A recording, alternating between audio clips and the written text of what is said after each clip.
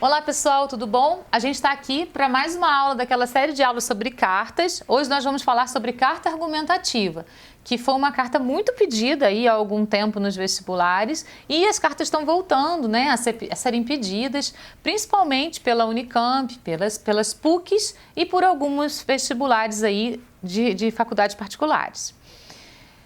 Se você gostar da nossa aula, não esquece de dar o joinha e de se inscrever no nosso canal. Você também pode ativar o sininho para que toda vez que tem uma aula nova no nosso canal você possa ser notificado. Vamos para a aula então?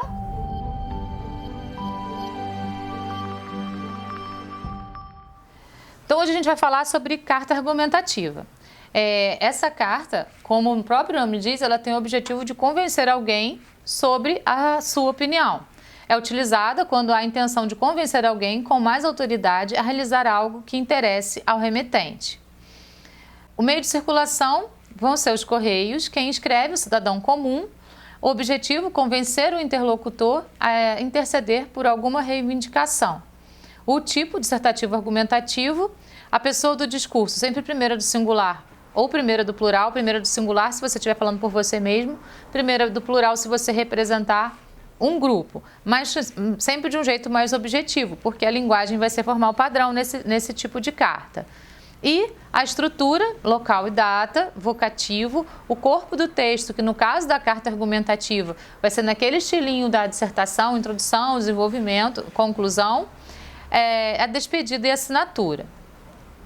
Então, a gente vai escrever a carta, né, naquele formato. Na primeira linha, o local e data. Na segunda linha, aí pula uma linha. Na próxima linha, o vocativo.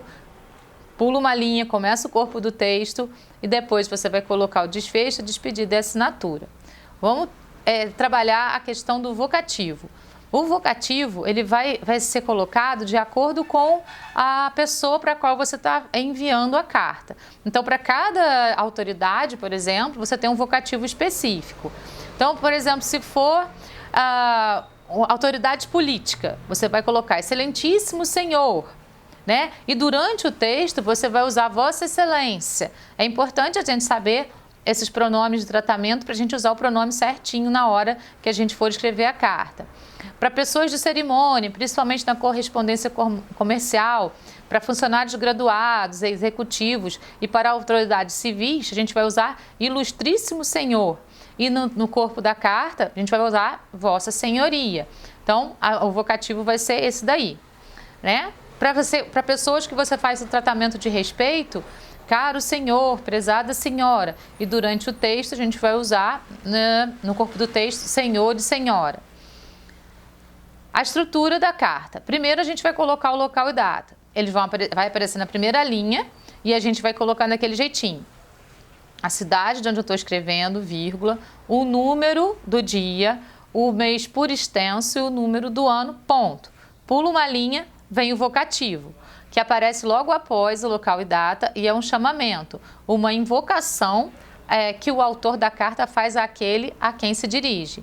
Pode conter somente o nome do destinatário ou vir acompanhado de adjetivos como, aí a gente viu, né? Dependendo do grau de intimidade que a gente tenha, no caso da carta argumentativa, pode ser, por exemplo, sei lá, o patrão, pode ser o prefeito, pode ser o reitor da faculdade. Então, podem ser vários tipos de pessoas e para cada um você vai ter um vocativo específico, um pronome de tratamento específico.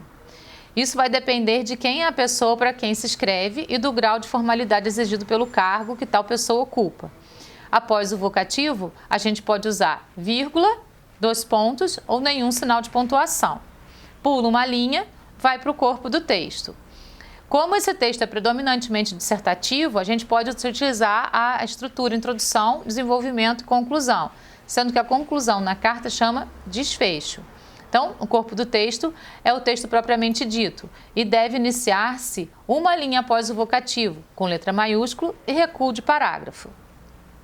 É composto das seguintes partes. Apresentação. Aparece normalmente no início do texto e é a parte em que o autor da carta se apresenta.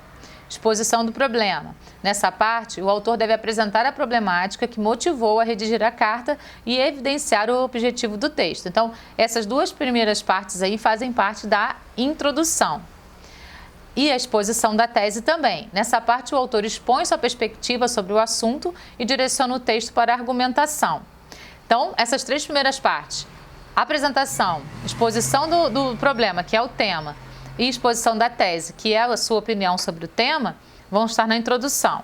Aí você vai para o próximo parágrafo, que é a exposição dos argumentos. Você pode fazer 2 parágrafos argumentando para defender a tese, mais do que isso não, porque senão não vai caber nas 30 linhas, que geralmente é o espaço que os vestibulares deixam para a gente escrever. Tal como nos textos dissertativos, essa parte, a exposição dos argumentos, o autor expõe os argumentos que sustentam sua opinião sobre o tema, de maneira organizada, cuidando da coerência e da coesão do texto. Depois vem a conclusão, que na carta é chamado de desfecho, né? Que vai ser o fechamento da ideia. Nessa parte, o signatário encerra sua argumentação e conclui o texto, reafirmando sua tese. Vale observar que muitas propostas de redação exigem que o autor da carta exponha uma reivindicação com vistas a solucionar o problema tratado ao longo do texto. Nesses casos, tal reivindicação pode aparecer explicitamente no fechamento do texto ou nele ser reiterada. Então, você pode dar uma solução para o problema durante a argumentação ou na conclusão do texto, né? Você vai trabalhar aí uma possível proposta para poder resolver aquele problema para o qual você está escrevendo a carta para poder solucionar então. A despedida aparece logo após o texto da carta e normalmente consiste no uso de uma expressão como, por exemplo, grato, atenciosamente, cordialmente, respeitosamente. A escolha da expressão a ser usada deve ser feita com base no grau de formalidade da carta. Depois vem a assinatura, aparece no fim da carta, normalmente alinhada à direita da margem e identifica o remetente ou signatário. Observe sempre sobre a questão da assinatura o comando da questão, porque muitas vezes na carta vem escrito lá, não assine seu texto, né? Ou vem escrito, coloque somente suas iniciais, ou então vem... assine com um pseudônimo, aí você vai ter que inventar um nome para você mesmo. Então, isso tudo é muito importante a gente prestar atenção nos comandos da questão. Nos comandos da questão vão estar lá todas as dicas que a gente precisa para poder fazer a carta de acordo com o que o vestibular pede. Aí agora eu vou mostrar um exemplo para vocês, né, de carta argumentativa, para vocês verem como que fica isso formatado aí na hora de escrever, lá, local e data, vocativo, corpo do texto, despedida e a assinatura. Se você ainda esquecer de alguma informação ou quiser mostrar para a banca que você conhece o PS, você pode colocar o PS, que é aquela expressão em latim que significa após o escrito. Uma informação que você esqueceu de colocar e você agora quer colocar. Então, depois da assinatura, você pula uma linha, sem marcar parágrafo, lá na marca da margem você põe o P maiúsculo, ponto, S maiúsculo, ponto, e escreve o seu PS lá na carta. Na carta argumentativa, muitas vezes, o vestibular pode pedir para que você utilize uma máscara. O que seria utilizar uma máscara? É você fingir que é uma pessoa para poder, então, escrever como se fosse aquela pessoa. Então, assim, suponha que você é fulano de tal, que vereador da cidade, precisa então escrever tal carta assim. Suponha que você é um representante da associação de bairros, do bairro da sua cidade, precisa escrever uma carta, tananã. Então é importante que você sempre coloque essa máscara e escreva de acordo com aquilo que o comando da questão está pedindo.